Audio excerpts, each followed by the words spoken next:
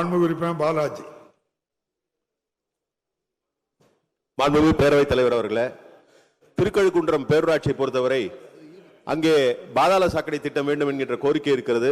மாண்புமிகு அமைச்சர் அவர்கள் தெரிவித்ததை போல மக்கள் தொகையை ஒரு கணக்கீடாக எடுத்துக்கொண்டாலும் கூட திருக்கழுக்குன்றம் போன்ற பேரூராட்சிகளில் நிரந்தரமாக இருக்கக்கூடிய மக்கள் தொகையை கடந்து அடிக்கடி அங்கே வந்து மக்கள் சேரக்கூடிய ஒரு சூழல் இருக்கிறது. குறிப்பாக அங்கே கிரிவலம் போன்ற நிகழ்ச்சிகள், அங்கே இருக்கக்கூடிய ஆலயத்தில் வேதகிரீஸ்வரர் கோயிலுக்கு வரக்கூடிய மக்கள் அடிக்கடி வரக்கூடிய நிலையில் அங்கே கழிவு என்பது உற்பத்தியாகக்கூடிய நிலை அதிகமாக இருக்கிறது என்பது ஒன்று.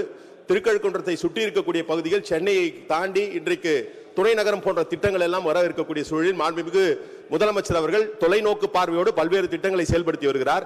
இன்றைய சூழலை மட்டுமே கணக்கில் கொள்ளாமல் எதிர்கால நிலையை கணக்கிலே கொண்டு இன்றைக்கு பல்வேறு வளர்ச்சி அடைந்த இடங்களில் இருக்கக்கூடிய மிகப்பெரிய பிரச்சனையாக இந்த திடக்கழிவு மற்றும் திரவ கழிவு பிரச்சனை இருக்கிறது. ஆகவே இதையெல்லாம் கருத்திலே கொண்டு திருக்கழுக்குன்றத்திற்கு பாதாள சாக்கடை திட்டத்தை அமைத்து தர தங்கள் வாயிலாக அமைச்சரிடம் பணியோடு கேட்டுக்கொள்கிறேன். நன்றி. மாண்புமிகு அமைச்சர் அவர்கள்.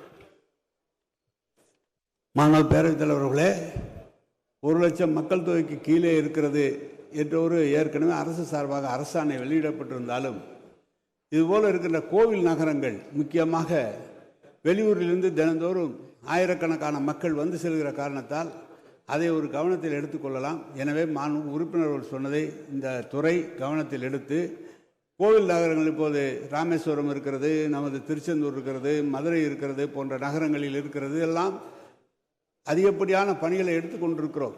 காரணம், நம்முடைய முதலமைச்சர் நகர்ப்புறம் அதிகமாக அவருக்கு இந்தியாவிலே அதிகமான நகர்ப்புறங்களை கொண்ட நாடு தமிழ்நாடு தான். அதற்கான சிறப்பு நிதியை எல்லாம் தந்திருக்கிறார்கள். எனவே இதையும் கவனத்தில் கொள்கிறோம். மாண்புமிகு உறுப்பினர் பிரபாகர் ராஜா.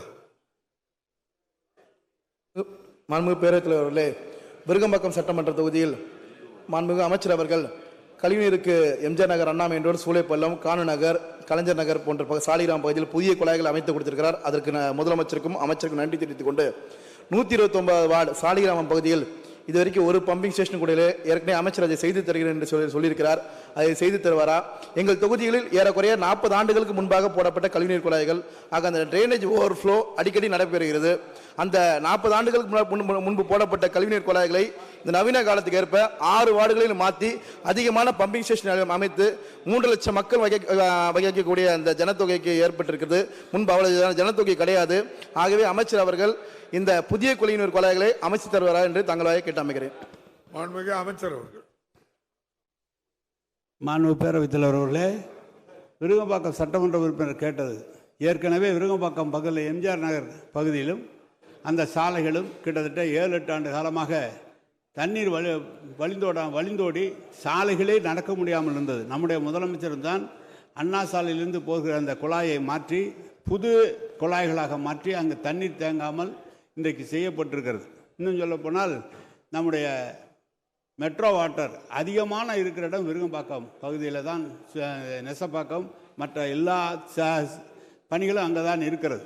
எனவே இப்போது பார்த்தீங்கன்னா இந்த வடசென்னை வளர்ச்சி திட்டத்தின் சார்பில் வடசென்னையில் இருக்கிற அனைத்து கழிவுநீர் குழாய்களையும் மாற்றி புதிதாக போட்டு கொண்டிருக்கிறோம்.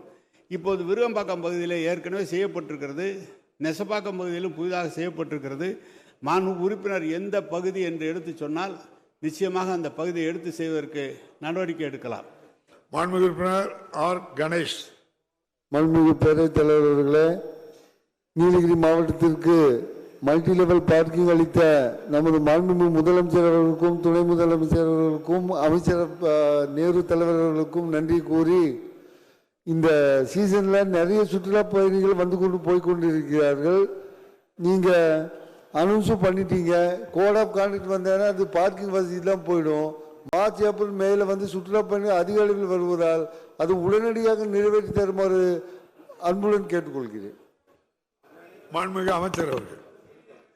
என்ன கேட்டீங்க? சரியா புரியல, கேளுங்க. சுற்றுலா பயணிகள் multi level parking, multi level parking, multi level parking, parking வசதி, பார்க்கிங் வசதி.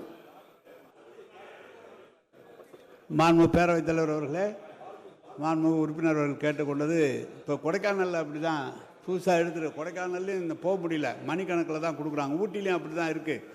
இங்கே நம்ம சென்னையில் போட்ட பல பகுதியில் மல்டி லெவல் கார் பார்க்கிங் அமைச்சு, கோயம்புத்தூர்லாம் அமைச்சு, அதெல்லாம் பயன்பாட்டுக்கு சரியாக வரல.